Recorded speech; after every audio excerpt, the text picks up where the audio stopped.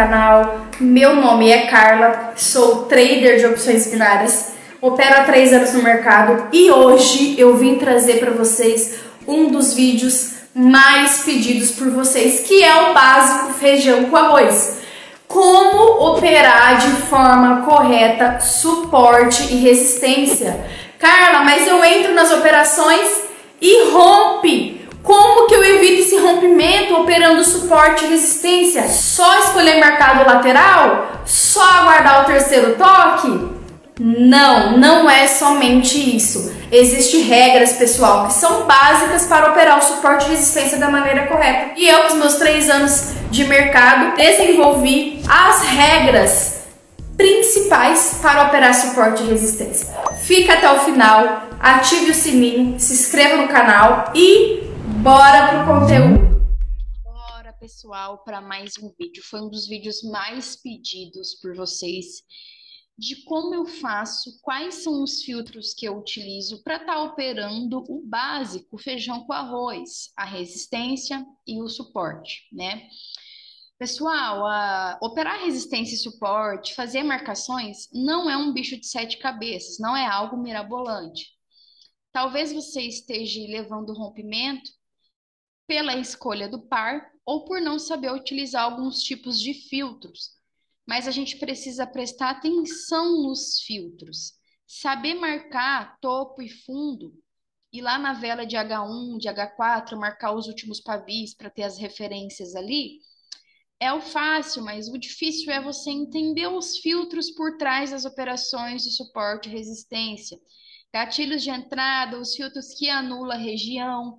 E esse é o tema do nosso vídeo hoje, tá? De início, pessoal, quando vocês têm dúvidas de como fazer marcações de suporte e resistência, né, para a galera que é mais iniciante, logo a gente já vai para um conteúdo mais avançado. Geralmente a galera passa para 1 hora, marca aí os pavis, né, ó, das últimas velas, vou colocar aqui de amarelo, né, ó. Marca aí as últimas 3 velas. Marcar aqui as 3 velas de H1, ó. Tenho as últimas 3 velas marcadas, fora a vela que está acontecendo atual, e passa para 4 horas e marca também. Então, ó, aqui a gente tem ó, uma vela de H4, aqui já tem também ó, um pavio de H4 que está próximo de um pavio de H1. Eu vou marcar aqui para vocês verem de roxo. Depois aqui a gente tem um pequeno pavio ó, de 4 horas. Depois aqui e depois aqui, né? Ó, as 3 últimas velas de H1 e de H4. Se você passar para M5, vai ficar muita marcação no gráfico. Aí o que que o pessoal acaba fazendo? Ah, vamos tirar as regiões saturadas, né? Próximo do preço, as regiões que já deu muito toque. Quais são elas? Ó, essa já deu bastante toque, ó, essa já deu bastante, ó, bastante toque, já deu bastante, ó, essa deu também. Acaba que ficando o quê, ó? Essa deu bastante toque já, ó. Acaba que ficando as regiões mais extremas, né? Essas mais em cima, essas mais embaixo, essa mais em cima, essa mais embaixo. Então, pessoal, toda vez que vocês forem marcar H1 e H4, as 3 últimas velas, é interessante vocês tirarem as regiões de muito toque. Isso já é uma regra que tem que ser feita para você o quê? Ficar evitando rompimentos em regiões saturadas, né? Que rompe, desrompe, dá muitos toques. Eu falo isso próximo do preço, tá? Próximo do preço. Então, a gente vai pegar mais ou menos, ó, esse tipo de quantidade aqui de velas, tá bom? E, além disso ser uma regra, a gente tem aí os filtros necessários para estar operando no mercado lateral. Então, o que que eu faço, pessoal? Eu sempre escolho um par que ele está lateral. No momento, a gente tem um par lateral, que é o GBP-JPY. Quando eu vou operar suporte e resistência, né? Além de eu escolher, pessoal, uma paridade que está lateral, não adianta eu escolher uma paridade que tem muita tendência, porque aí tá melhor para pullback, né? Para suporte e resistência, sempre é interessante o mercado que está lateral. Deixa eu ver se tem algum aqui com muita tendência. Tinha um aqui com, por exemplo, aqui, tá vendo? Ó, Euro GBP. Olha essa subida que o euro GBP deu. Dentro dessas subidas, ele começa a fazer uma lateralização, mas percebe que ele está tendencioso. Quando chegou aqui, ele começou a ficar mais lateral, tá vendo? Ó? Ele está agora com uma micro de baixa, né? Ó, uma estrutura de baixa, mas o seu componente, né, ele está mais lateral nas velas. Ó, as velas que compõem o gráfico na atualidade, né, está lateral. Então, saiu de uma tendência e começou a ficar lateral. Então, quando a gente percebe que aqui ele começou a ficar lateral, já fica mais interessante para suporte e resistência, certo? Sabendo disso, a gente vai procurar os pares que estão mais lateral. A gente tem um aqui em tela, GBP, JPY. Vamos pegar as extremidades, que extremidades é suporte e resistência. Meio de gráfico a gente se opera. Linhas de tendência, pullback, continuidade de preço. Para o quê? Buscar o alvo. O alvo é o topo e o fundo, tá bom? Então, pessoal, um dos filtros é você olhar a estrutura, tá? Dê preferência de mercado lateral, dê preferência para marcações que não estão saturadas próximo do preço. Por exemplo, ele aqui ele deixou um topo, tá vendo? Ó? Aí ele andou bastante, a probabilidade de ele vir buscar e se respeitar é muito grande, tá? Porque a gente tem registro no passado e no presente ele deixou um registro. Ah, Carla, você considera o passado como muito toque? Não, eu considero isso aqui no passado como trava de preço. É uma região que ela foi muito tocada, foi muito bem respeitada quando subiu, ó, fez o rompimento. Ele respeitou o pullback e aqui no futuro, ele deixou aqui um registro, então a probabilidade dele vir respeitar novamente, fazendo esse mesmo movimento do passado é muito grande, tá? Então aí eu deixo esse tipo de marcação. Aí a gente tem o quê? As marcações intermediárias e as marcações mais extremas. Quais são as intermediárias? Esse fundo aqui que ele deixou, que no passado também respeitou legal. Aí tenho essa extrema, essa intermediária e essa extrema. Então, pessoal, quando a gente for operar suporte e resistência, a gente tem que entender quais são as marcações intermediárias e quais são as extremas. Por isso que a gente passa para H1 e H4 para tentar entender e fazer as marcações certinho, tirando as regiões saturadas, as marcações que já tocaram muito. De amarelo tá as extremas e de azul está as intermediárias, tá? Então, de início eu faço isso, escolho o mercado lateral, faço as marcações e vou tirando as regiões saturadas, deixando as intermediárias e as mais extremas. Segundo, pessoal, toda vez que eu vou operar um suporte e resistência, eu gosto muito que as médias móveis estejam laterais. Aqui eu uso um conjunto de médias 100 e 21. A 100, pessoal, ela é uma média que está em branco, não a 100, ela está em roxo. Deixa eu marcar de azul.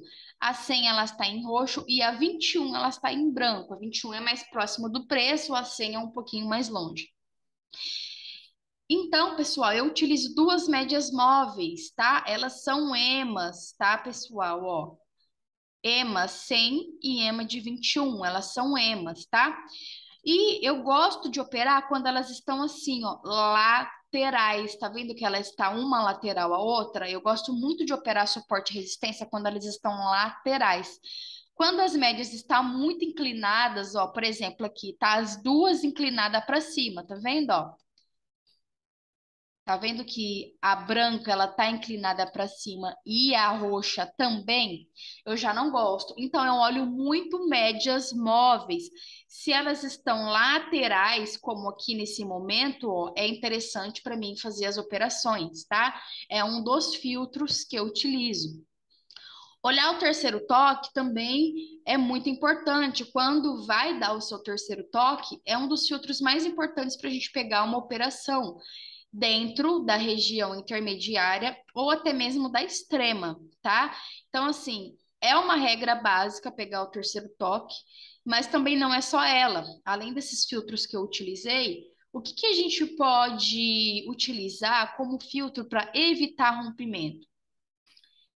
Microestrutura com fluxo de vela em cima da região. Por exemplo, eu tenho essa resistência aqui, E aí, o preço ele começa, pessoal, a chegar assim, ó, em cima da minha resistência, ó, o mercado ele faz esse rompimento, né, dessa região intermediária, ele vai subindo, aí ele começa a lateralizar.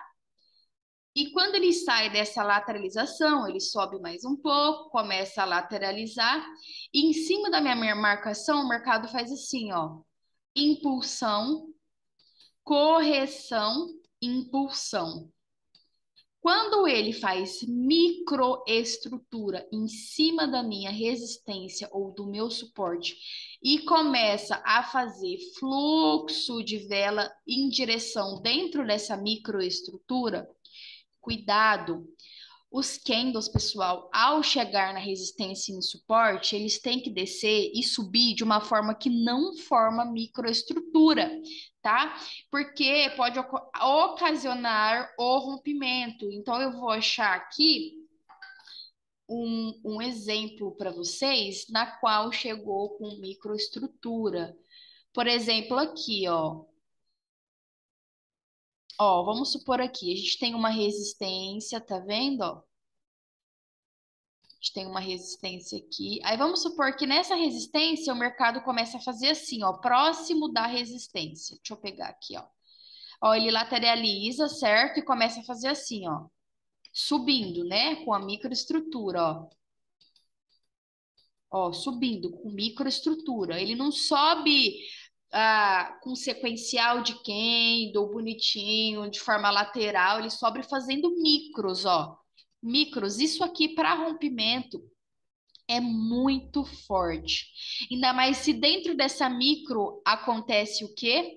Fluxo de candles, ó. Fluxo de velas verdes subindo, gente. Muito cuidado com o padrão N. Nessas microestruturas a gente costuma de falar o quê? De padrão N. Em cima de resistência e embaixo de suporte. Vou procurar mais alguns exemplos aqui para vocês. Deixa eu ver algum outro par aqui. Ó, vamos supor essa resistência que ela rompeu. Ela fez padrão N, tá vendo? Ó? Ela subiu, deixou a micro e rompeu, ó. Aqui rompeu essa resistência, tá vendo? Rompeu, mas logo ela retornou. Mas é esse movimento que eu falo. Só que as micros têm que estar próximo da resistência, tá? Ó, fazendo micros próximos da resistência, chegando próximo da resistência ou próximo do suporte, né? Ó, qual que é uma forma bacana de você operar suporte e resistência para evitar rompimento? Quando desce assim, tá vendo? Ó? Desce direto. Ele não desceu com um bicro. Ele não desceu assim, ó. Ele fez um pivô aqui, não desceu assim, ó, fazendo pivô de baixo, ó. Ele não desceu, ele desceu direto. Então, aqui respeitou, tá vendo? Assim é uma boa operação para suporte e resistência, quando desce direto e não faz microestrutura, tá? Então é isso, pessoal. Esses são os filtros que eu utilizo para operar suporte e resistência. Percebam que aqui não desceu com micro, as médias estavam laterais, tá vendo? É um filtro que eu gosto muito. E no tanto que esse suporte ele foi respeitado demais. Quando a gente tem esses filtros, as nossas operações elas começam a ficar mais assertivas, tá? Então façam dessa forma que vocês vão ter muito resultado, certo? Muito obrigada por vocês terem assistido até o final. Compartilha, curte, comenta, ative o sininho e até o próximo vídeo.